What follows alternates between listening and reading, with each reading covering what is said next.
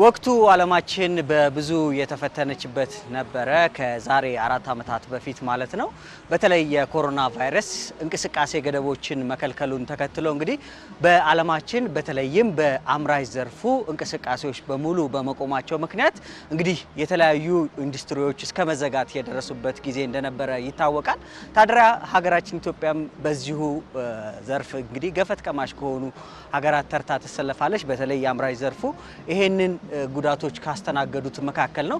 ታዲያ ይህንን ጉዳት ለመቀነስ ብሎም የአምራች ዘርፉ ዳግም እንዲነቃቃ ለማድረግ የተለያዩ እንቅስቃሴዎች በመንግስት በኩል ሲከናወኑ ነበረ።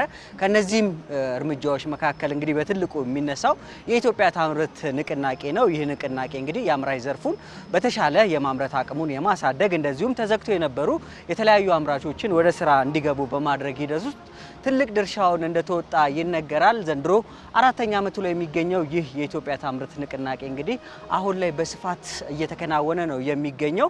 እንግዲህ የተለያዩ ኤግዚቢሽኖች፣ ባዛሮች የታጀበው ይህ የኢትዮጵያ ታምርት ንቅናቄ ዘንድሮም እጅግ በጣም በደመቀ መልኩ እየተከናወነ ነው የሚገኘው። ሰላም ጤና ይስጥልን፣ እንዴት አላችሁ ወደ ተመልካቾቻችን? ሳምንታዊ የዓለም ሸማች መሰናዷችን ተጀምሯል። በዛሬ የዓለም ሸማች መሰናዷችን የኢትዮጵያ ታምርት ንቅናቄ የዘንድሮ ዓመት ኤግዚቢሽንን በስፋት የሚመለከት ነው የሚሆነው። በተለይ አምራች ዘርፉ በየዓመቱ አዳዲስ ነገሮችን ይዘው የሚቀርቡበት ይህ ባዛርና ኤክስፖ ዘንድሮስ ምን አዳዲስ ነገሮች አሉት የሚለውን በዛሬ ቆይታችን የምንመለከት ነው የሚሆነው። ወደ ውስጥ እንገባለን። እንግዲህ ከጀርባዬ እንደምትመለከቱት እጅግ በጣም የተለያዩ ትልልቅ የሚባሉ አምራቾች የሚሳተፉበት ትልቁ ሁነት ነው የተዘጋጀው በዚህ በግዙፉ በአዲስ ኮንቬንሽን ማዕከል ማለት ነው። አጠቃላይ ውስጥ ምን አዳዲስ ነገሮች አሉ የሚለውን እንመለከታለን። አብራችሁን ቆዩ። ጥሩ ጊዜ።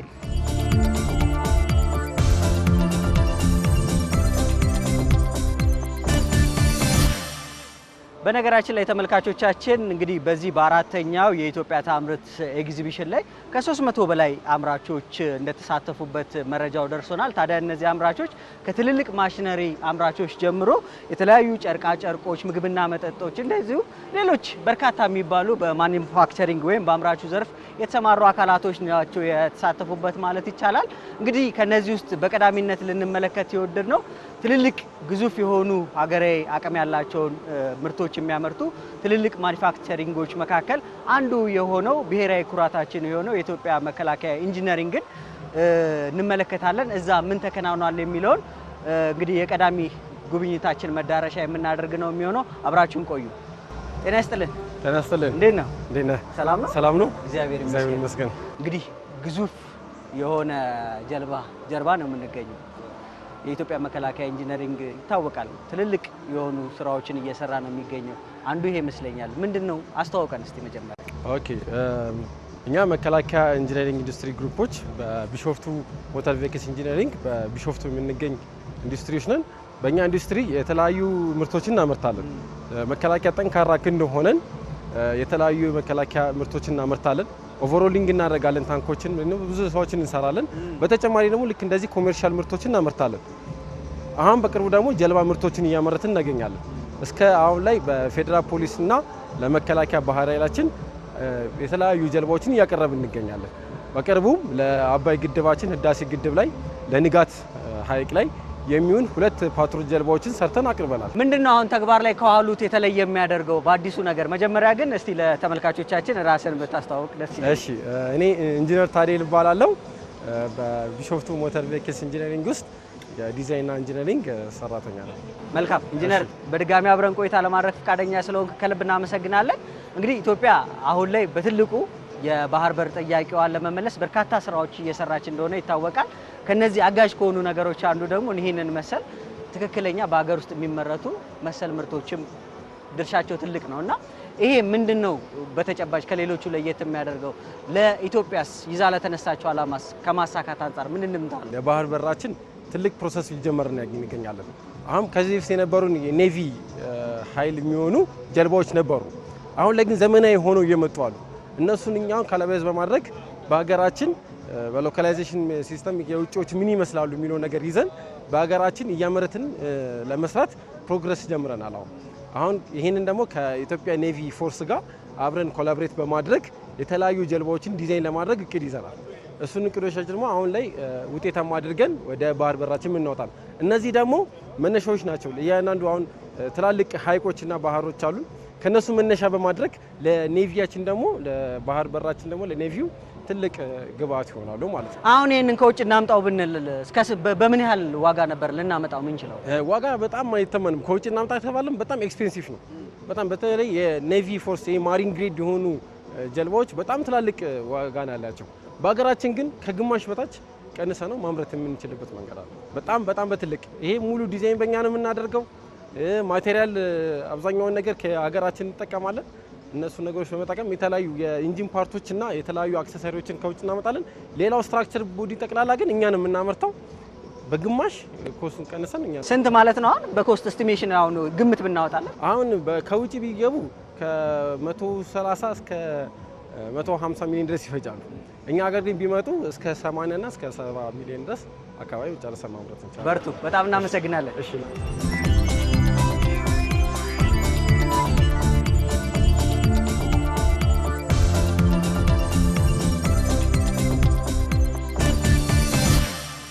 ተመልሰን ተገናኝተናል። ክቡራን ተመልካቾቻችን ዓለም ሸማች መሰናዶ ነው እየተከታተላችሁ የምትገኙት። የዛሬ ዓለም ሸማች መሰናዶአችን እንግዲህ አጠቃላይ በኢትዮጵያ ታምረት ኤክስፖ ምን ነገሮች አሉ፣ በተለይ ኢትዮጵያ ከዚህ አንጻር በአምራች ዘርፉ ምን አይነት መነቃቃቶች እየመጣ ይገኛል፣ ተኪ ምርቶች ላይስ የተገኘው ውጤት ምን ይመስላል የሚለውን ዞር እያለን እየቃኘን ነው የምንገኘው።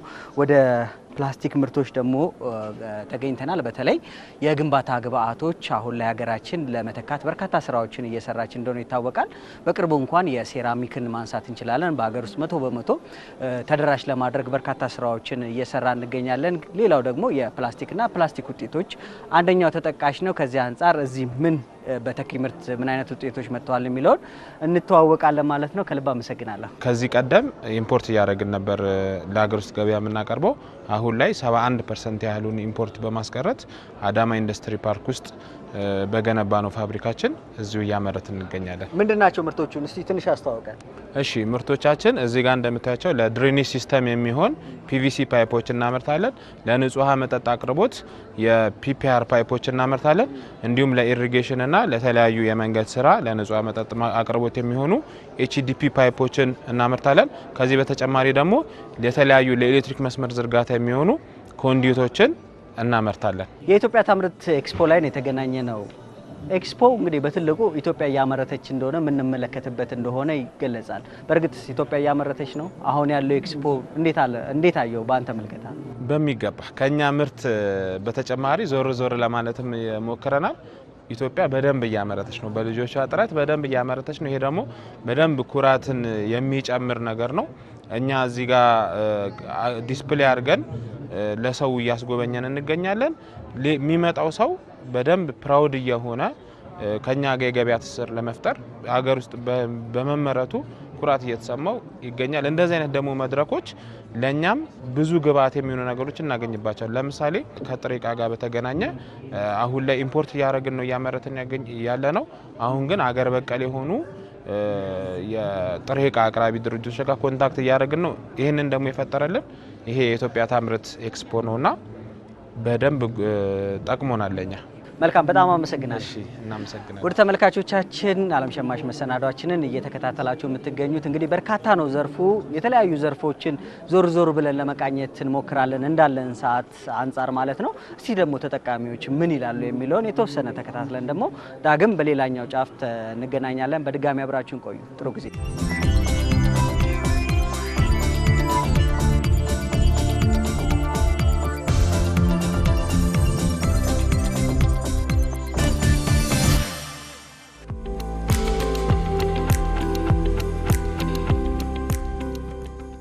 ኤግዚቢሽን ከዚህ በፊት መጥቼ ያውቃለሁ ይሄን ቦታ። ይሄኛው ደግሞ ኢትዮጵያ ታምርት የሚለውን ዛሬ ሁለተኛ ቀኔ ነው። ከትናንት ወዲያ መጥቼ ያለሁ አዳራሽ 1 አዳራሽ 2 እየዞርኩ ነው እያየሁ ነው። ብዙ ነገሮቹ የሚገራርሙ አሉ። ጥሩ ነው ያየሁት ነገር ሁሉ በጣም የሚያስደስት ነው። ካሰብኩት በላይ ነው። ብዙዎቹን አንዳንድ ውጭ የሚያዩዋቸው ነገሮች አሉ። እዚህ ይመረታል ብዬ አላስብም፣ ግን አሁን ጥሩ ሂደት ላይ ነች ያለችው።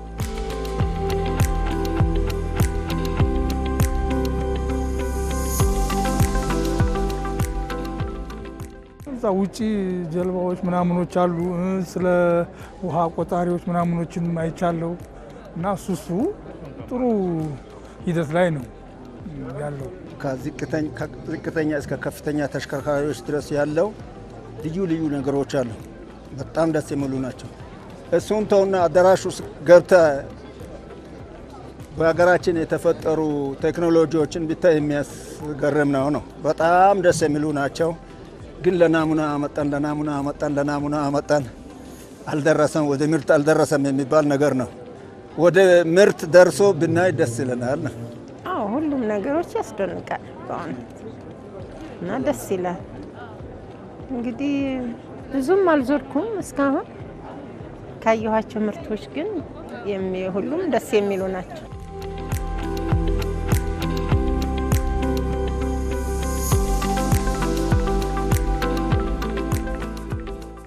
ቢስተካከል የምታቀርባቸውን ነገሮች ለሳምፕል ሳይሆን ህዝቡ የሚፈልጋቸውን እንድታቀርቡ።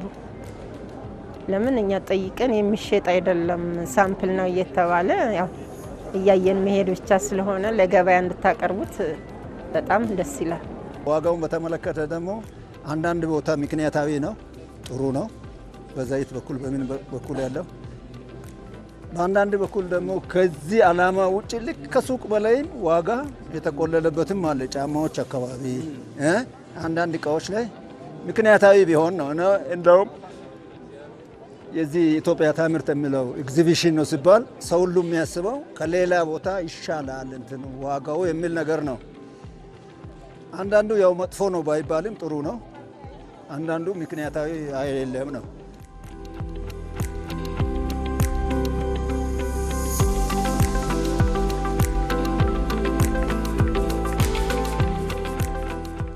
ግን በአጠቃላይ መልኩ ቢለመድ መልካም ነው። እንዲህ አይነቱ ነገር አሁን አንድ ቀን ብቻ አይደለም የወጣ፣ ሁለተኛውን ቀን መጥቼ ያለው በየቀኑ የሚታየው በየጊዜው የሚታየው ነገር ይበል የሚያሰኝ ነው። በዚሁ ተወረታቱ እናንተው ነው። ቆንጆ ነው። በዚሁ ቢቀጥልና ከዚህ የበለጠም ነገር ደግሞ ቢሆን ቆንጆ ነው ነው።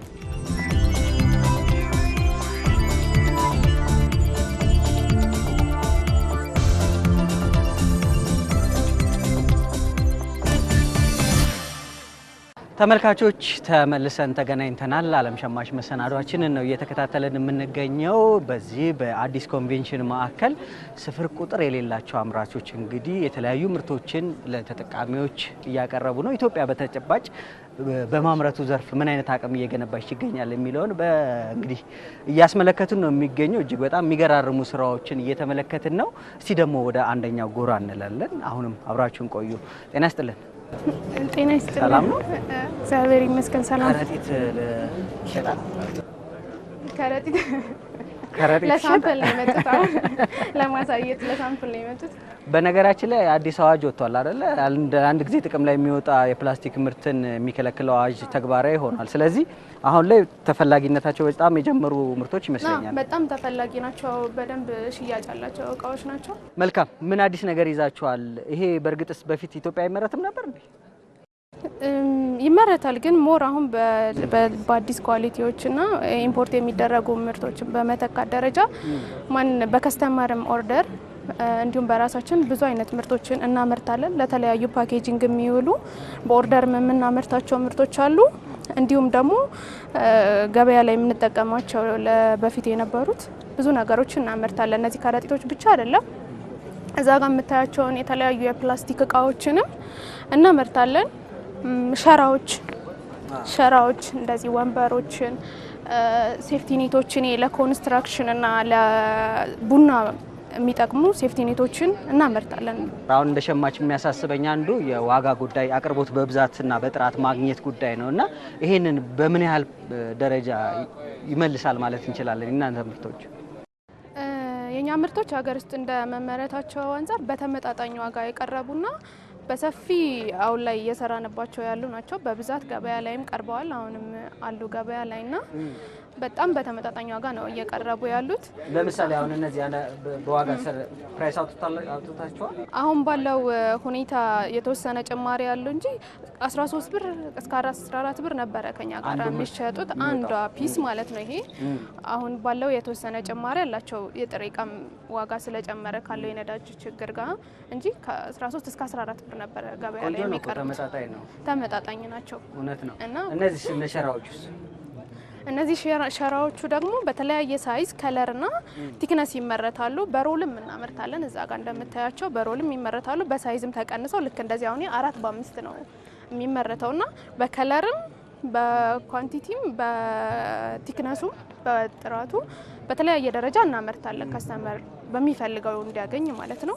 ይሄ ስንት ነው አሁን የዋጋ አንፃር አንዱ ምን ያክል ሜትር ነው? ይሄ 4 በ5 ነው። 4 በ5 ነው። እንደ ከለርና እንደ ቲክነስ ዋጋ ይለያያል። አሁን ይሄ 130 ግራም ነው የሚባለው 4 በ5 ሳይዝ ነው።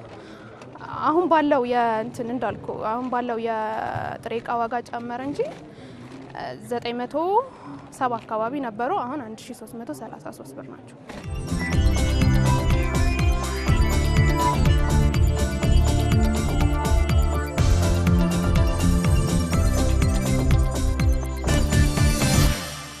እንደሰማሁት ከሆነ ኢትዮጵያ ውስጥ በአምራቹ ዘርፍ ያለው መነቃቃት እንዳለ ሆኖ ቴክኖሎጂን እና አምራቹን ዘርፍ ደግሞ በማስታረቅ ያንተ ምርምርና ያንተ ስራ ትልቅ ድርሻ አለው እና ምንድነው እስቲ በተጨባጭ ምንድነው ስራው የሚለውን አስተዋውቅ። በትክክል እንግዲህ እኛ ለአምራቾች ነው በዋናነት ፕራይመሪ ማኑፋክቸሪንግ ላይ ነው ፎከሳችን። ማሽኖቹን እየሰራን ለሌሎች አምራቾች ደግሞ ማስረከብ ነው። እነሱም ያመርታሉ፣ እኛ ደግሞ በዋናነት ለነሱ የሚሆኑ ማሽነሪዎችን ነው የምናመርተው። እንግዲህ ይዘን የቀረብነው ደግሞ እዚህ ጋር ኢንዱስትሪያል አርም ሮቦት ነው። ይሄ 6 አክሲስ ማለት እንግዲህ ለብዙ አፕሊኬሽን እንደዛ ይመስላል አይደል? እንግዲህ እዚህ ጋር የገጠምለት እንደውም እዚህ ጋር መበየድ የሚችል አድርገን ነው እዚህ ላይ ሰራ ነው። ግን ለሁሉም ነገር መሆን የሚችል ማለትም ለተለያዩ አሴምብሊ ስራ አሁን ማኑዋሊ በእጅ መስራት የማይችሉ ስራዎች አሉ። የሰው ተቀጥሮ የሚሰራ ኖሮ ግን ስቲል ደግሞ በሰው እጅ መሰራት የማይችሉ ስራዎች አሉና እሱን ለመቅረፍ አሴምብሊ ሊሆን ይችላል። በፍጥነት የተለያዩ ኮንቬየር ስራ ላይ በእጅ ቶሎ መነሳት ያለባቸውን ስራዎች ኢንዱስትሪያል አርም ሮቦት ነው የሚተካው።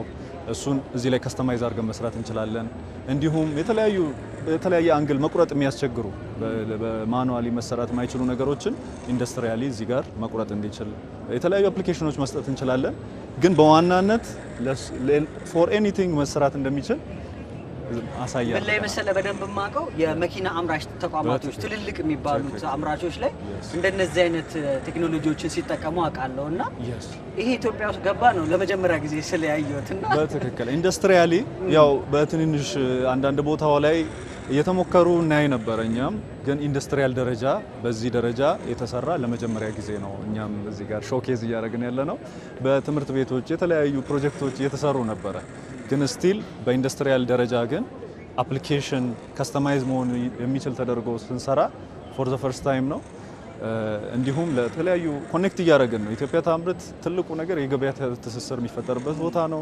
ትልልቅ ድርጅቶች አሉ። ከነሱ ጋር ኮኔክት እያደረግን ለነሱ የሚሆነውን አፕሊኬሽን ሴሌክት እያደረግን ከዚህም በኋላ የበለጠ ደግሞ ሰርተን ለነሱ የምንቀርብበት ይሆናል። ለመጀመሪያ ጊዜ ቢሆንም በደንብ አሁን በእነዚህ ማሽኖች የተገኘ ይመስለኛል አይደል እንጂ በፊት ላይ የምናውቀው ቀራጺያን ቁጭ ብለው ቀርጸው ምናምን ነው። ይሄ ግን ማሽኑን አዘነው የሚወጣ ይመስለኛል ፕሮቶታይፕ መሰለኝ። በትክክል አሁን እኛ እንግዲህ ሲኤንሲ ማሽን ጀነራሊ ኢንዱስትሪያል ሲኤንሲ ነው የምናመርተው። እንደዛ ሲባል ለተለያየ አይነት ድርጅቶች የተለያየ አይነት ተደርጎ የሚሰራ ማሽን ነው። እዚህ ጋር ኢንዲፌክተሩ የሚቆርጥ ስፒንድል ተደርጎ ሲሰጠው ለፈርኒቸር ስራ እንደዚህ አይነት ጌጦችን ማውጣት ይችላል። ለሌዘር ጨረር ቴክኖሎጂ ደግሞ ሲጠቀም ለብረት ቆራርጦ የሚሰራ ይሆናል። እነዚህ አሁን ኮሪደር ልማቱ ላይ አሁን በጣም የተለያዩ ፖሎች፣ ጌጦች ከቻይና የሚመጣ የነበረው አሁን ሀገር ውስጥ እየተሰራ ነው። ይሄም የሚሆነው እነዚህ ማሽኖች ስራ ላይ እየዋሉ ስለሆነ ነው። አምራቾች ራሳቸው እየሰሩ እነዚህን ፖሎች ኮሚሽን እያደረጉ እየሰሩት ነው። ይሄውን ማሽን ነው የሚሰራው። የፈርኒቸር ድርጅቶች ላይ ደግሞ የተለያዩ በጣም ረጅም ጊዜ እስከ ሳምንት ድረስ ሊወስድ የሚችል ትልልቅ ስራ ብዙ ቀራጺያን የሚሳተፍበት ማለት ነው። በትክክል እሱን አሁን ዲዛይኑን ሞር ኢንጂነሪንግ ሳይዱ ላይ ብቻ ዲዛይን የሚያደርግ ባለሙያ ኖሮ በሳምንታት የሚፈጅ የነበረን ደቂቃዎች የሚያወጣበት ሁኔታ ነው ያለው። አሁን እነዚህ ማሽኖች ደግሞ እኛ ለከስተማይዝ እያደረግን ነው እያቀረብን ያለ ነው ለማስታወቂያ ድርጅቶች፣ ለኢንቴሪየር ዲዛይነርስ፣ ለእንደዚሁ ማሽነሪ ለሚሰሩት ራሱ ፓርት ፕሮሰስ የሚሰሩበት ነው። በብዙ ዘርፉ ለነሱ እያቀረብን ያለ ነው ማለት ነው። አሁን በኮስት ደረጃ አንድ ፋብሪካ እንደነዚህ አይነት ማሽኖችን ላስገባ ቢለ ወደ ሀገር ውስጥ ምን ያክል ኮስት ይፈልግበታል? ወደ እናንተስ መጠጋቱ ምንድን ነው የሚጠቅመው? ጀነራሊ ስፒኪንግ አሁን ብዙ ማሽነሪ ዘርፍ ላይ ነው ያለ ነው እና ከውጭ ለማስገባት ያለው ነገር ይታወቃል። ፎሬን ኤክስቼንጁ፣ ሎጂስቲክሱ ረጅም ጊዜ ነው ፈጅቶ የሚመጣው። እኛ ግን እዚህ ጋር ፕሮቫይድ እያደረግን ያለ ነው ኢቨን ከውጭ ከሚገባው በ50% ዲስካውንት ኖሮት እንዲሁም ደግሞ በሾርት ተርም ዴሊቨሪ እያቀረብን ነው ያለ ነው። በዛ ላይ ደግሞ የምንሰጣቸው ፓኬጆች አሉ። ትሬኒንግ እንሰጣለን፣ አፍተር ሴል ሰርቪስ እንዳለ ነው፣ ጋራንቲ እናደርጋለን። አክሰሰሪዎች ከኛ ስፔሮችን ከኛ ያገኛሉ እና አሁን ይሄን ብሬክ አድርገን ለአምራች ኢንዱስትሪው እያቀረብን እንገኛለን ማለት ነው። ቀጣይ እጅ ላይ ያለ አሁን ቀጣይ አመት ብታስደንቅበት ነገር አለ ቴክኖሎጂ? ያው እንግዲህ ኔክስት ይር ደግሞ አር&ዲ ላይ የሚቀርብ ነገር እንግዲህ በሚስጥር ተይዞ የሚመጣ ነገር ስለሚሆን የተሻለ በጣም እንደዚህ አይነት ቦታ የሚመጥን የሚያስደምም ነገር ይዘን እንመጣለን። እንግዲህ ኔክስት ይር ደግሞ እንደዛ ይሻላል። መልካም እንጠብቃለን። በጣም አመሰግናለሁ። ቴንክ ዩ በጣም አመሰግናለሁ። ወደ ተመልካቾቻችን ዓለም ሸማች መሰናዷችን እንደቀጠለ ነው። እንግዲህ እኒህን መሰል እጅግ በጣም የሚያስደናንቁ እንግዲህ በአምራች ዘርፉ ትርጉም ያለው ለውጦች በሀገራችን እየመጣ መሆኑን ማሳያ የሆኑ ስራዎች እየተመለከተን ቆይታ እያደረግን ነው የምንገኘው። ዘንድሮ 4ኛ ዓመቱን ይዟል። የኢትዮጵያ ታምርት ኤክስፖም እጅግ በጣም በሰፊ ንቅናቄዎች እየተከናወነ ነው የሚገኘው። አጠቃላይ የዘንድሮ ዓመት የኢትዮጵያ ታምርት ንቅናቄ ከባለፉት ዓመታት ምን ለየት ያደርገዋል፣ ምንስ ተጨምሮበታል የሚሉን ጉዳዮች ደግሞ እስቲ እንከታተልና ዳግም ተመልሰን እንገናኛለን። በድጋሚ አብራችሁን ቆዩ። ጥሩ ጊዜ። በጣም አመሰግናለሁ። በርታለን። ቴንክ ዩ።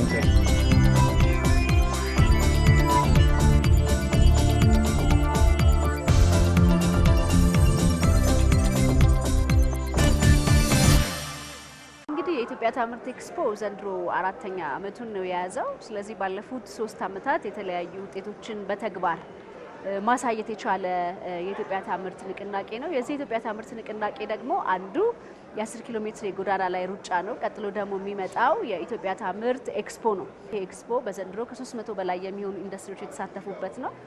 የሀገር ውስጥ አምራቾች ናቸው ያሉት። በርካታ ግብይቶች፣ የገበያ ትስስሮች የተፈጠረ ነው ያለበት። እንግዲህ ዛሬ የተከፈተው እሁድ ዕለት ነው። ስለዚህ ሰኞ፣ ማክሰኞ ዛሬን ስንጨምር በርከት ያሉ ቀናቶችን አሳልፈናል። የመጪው አርብ ነው የሚጠናቀቀው። ግን ጎብኚዎችም እንደምታዩቸው በርካቶች ናቸው። ተማሪዎች አሉ፣ የተለያዩ የመስሪያ ቤት አመራሮች አሉ፣ ሰራተኞች አሉ፣ ቴክኖሎጂን ማየት የሚፈልጉ እንደዚሁ የተግባር ተማሪዎች፣ ከፍተኛ ትምህርት ተቋማት በአጠቃላይ መጥተዋል ማለት ይቻላል። ስለዚህ ምንድነው ኢትዮጵያ ማምረት ትችላለች፣ አቅሙ አላት። ከውጪ ምርትን በማስገባት ብቻ ልናደግ ስለማንችል ራሳችንን መቻል አለብን። አምርተን ለኛ አምርተን ለውጪ እንደምንችልና ኢትዮጵያ ባለብዙ ጸጋ መሆኗን የሚያሳይ ኤክስፖ ነው።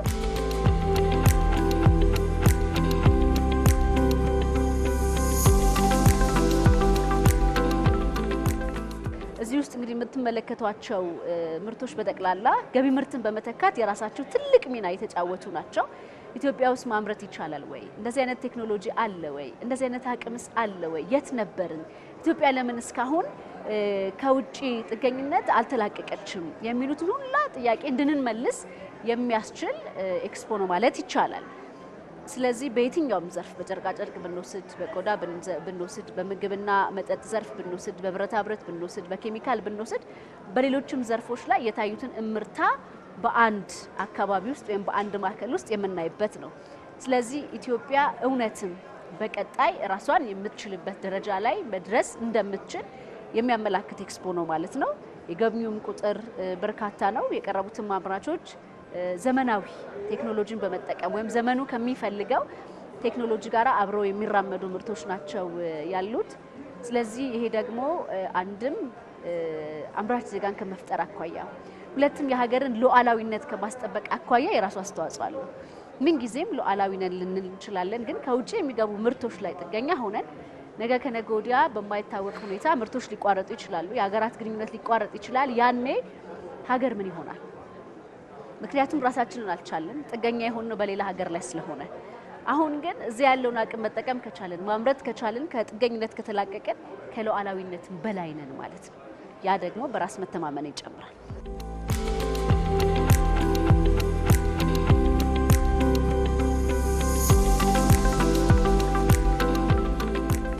ኢትዮጵያ ታምርት በፌደራል ደረጃ ብቻ አይደለም የሚከናወነው በከተማ አስተዳደርና በክልሎች ደረጃ ላይ ይከናወናል። ስለዚህ በሁሉም ክልል ላይ ኤግዚቢሽንና ባዛር ወይም ደግሞ ኢንዱስትሪው የሚያመርታቸውን ምርቶች ለማህበረሰቡ የማስተዋወቅ ለገበያ የማቅረብና የግንዛቤ ፈጠራ ስራዎች ይሰራሉ።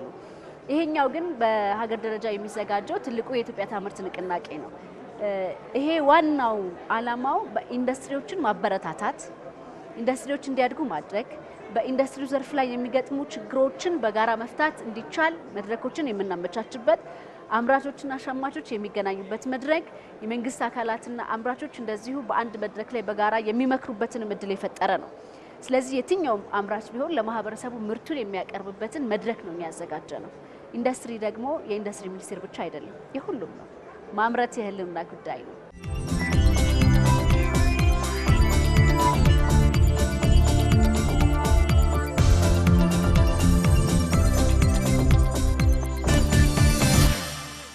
ከ300 በላይ አምራቾች የተሳተፉበት የዘንድሮ ዓመት የኢትዮጵያ ታምርት ንቅናቄ እንግዲህ ዞር ዞር እያለን ቅኝታችንን እያደረግን ነው የምንገኘው። በዓለም ሸማች መሰናዷችን ተመልካቾቻችን እጅግ በጣም የሚገራርሙ ምርቶችን እየተመለከትን ነው። በእርግጥስ እነዚህ ነገሮች ኢትዮጵያ ውስጥ ይመረታሉ ብለን ማንጠብቃቸውንም እያየን እንደሆነ ታዝበናል። እናንተም ጥሩ ጊዜ እያሳለፋችሁ እንደሆነ እምነታችን ነው። እንግዲህ አሁን ደግሞ የተገኘንበት የመብራት የጨረቃ ሆነ ለመናገር በጣም ያማምራሉ፣ ዲዛይኖቹ ያማምራሉ። የሆነ ዩኒክ የሆኑ ነገሮችንም ነው የምናየውና ኢትዮጵያ ውስጥ የተመረተ ነው። አዎ ኢትዮጵያ ውስጥ የተመረተ ነው። ቡስካ ላይትስ እንባላለን። በኢትዮጵያ የመብራት ጌጦችን የሚያመርት ድርጅት ነው። እነዚህን የመብራት ጌጦች ደግሞ ከተለያየ ማቴሪያል በአገር ውስጥ ከምናገኛቸው እንጨት፣ ብረት፣ ቃጫ፣ ዘንባባ፣ ወረቀት፣ ፕላስቲክ፣ ኢፖክሲ ሁሉንም በመጠቀም ለሆቴል፣ ለሬስቶራንት፣ ለካፌ፣ ለመኖሪያ ቤት፣ ለቢሮዎች፣ ለሪዞርቶች የሚሆኑ የመብራት ጌጦችን በጥራትና በውበት አምርተን ይዘን ቀርበናል። ከዚህ አንጻር ወደ ተግባር ከገባችሁ በኋላ ገበያው እንዴት ተቀበላችሁ? ቆንጆ ነበር? ጥሩ ነበረ። መጀመሪያ ወደ ስራውም ስንገባ እንዳልኩ በሙያዬም አርክቴክት ስለሆንኩ የተለያዩ ኢንቴሪየር ዲዛይኖችን ስንሰራና ፕራክቲስ ስናደርግ ኖቲስ ያደረኩት ነገር ምንድነው? ብዙ ነገሮች ኢትዮጵያ ውስጥ ይመረታሉ። ፈርኒቸሮች ይመረታሉ፣ ሶፋዎች፣ ጠረጴዛዎች፣ ወንበሮች፣ ቲቪ፣ ስልክ ይመረታል። በጣም ብዙ አይነት ነገሮች ይመረታሉ። ነገር ግን ስለ መብራት ጌጦች የሚያነሳ ሰው አልነበረም። የኛ ድርጅት ከተመሰረተ 6 ዓመት ሆኖታል። ይህንን ክፍተት ሳይ ለምን መብራት ጌጦች አይመረቱም? ምክንያታቸው ምንድነው? ሊያመርቱ ይችላሉ ብዬ ያሰብኳቸውንም ድርጅቶች ሄጄ ኮንታክት እስከማድረግ እስከመጠየቅ ደረስኩ። ሀሳቡ የላቸውም። ተናይ ሴድ ኢትዮጵያ ውስጥ መመረት ይችላል። ሌላ ዓለም ላይ መመረት ከቻለ ኢትዮጵያ ውስጥ መመረት የማይችልበት አማራጭ የለም። ያው በጥራትና እንደዚህ በተዋበ መመራት ይችላል የሚለው ለምን አንሰራም? ለምን አይጀምርም? በ5 ኪሎ ሽቦ ነው የጀመርኩት። ኢትዮጵያ ታምርት ላይ ነው የተገናኘ ነው። ዘንድሮ 4ኛ ዓመቱ ነው። ምን ሰጣችሁ? ኤግዚቢሽኑ ዞር ዞር ብለን ስናይ በእርግጥስ ኢትዮጵያ እያመረተች ነው? ትዝብትሽን እናንሳ። እውነት ኢትዮጵያ እያመረተች ነው።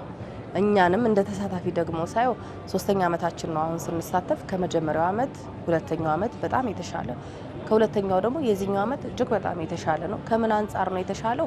አንድ እኛ እንደ ተሳታፊ ያገኘነው ነገር ፓርትነርሺፕ አግኝተናል። ለምሳሌ እኛም ፕሮዳክቶች በብዛት የሚረከቡ አገር ውስጥስ ደግሞ ምን እንዳለ የማያውቁ ብዙ ሰዎች አሉ። ለምሳሌ አድራሻ ቢኖረንም መሸጫ ቦታ ቢኖረንም በአካል የማያውቁን ደግሞ ብዙ ሰዎች አሉ። ተደራሽነታችንን ሰፊ አድርጎታል። ሌላው የንግድ ትስስር ፈጥሮልናል። ለምሳሌ ትልልቅ አምራች ድርጅቶች ለነሱ ለሚያመርቷቸው ምርቶች ግብአት የሚሆኑ ወይም ደግሞ መጋቢ የሚሆኑ ፕሮዳክቶች ሆነው የተገኙትን የኛን ፕሮዳክቶች በፓርትነርሺፕ አብረን የኛን በብዛት የሚገዙበት። ሌላው ደግሞ የምንፈልጋቸው ኮምፖነንቶች አሉ። የተለያዩ እቃዎችን እንጠቀማለን። ለምሳሌ ያክል ይህንን ሶኬት ኬብል ኢምፖርት ነበር የሚደረገው። ነገር ግን በኢትዮጵያ ታምርት በመገናኘት ካገኘናቸው ሌሎች አምራቾች ጋር ደግሞ ምን አገኘን? ሳምፕል ሰጥተን ማምረት የሚቻልበትን እድል አገኘን።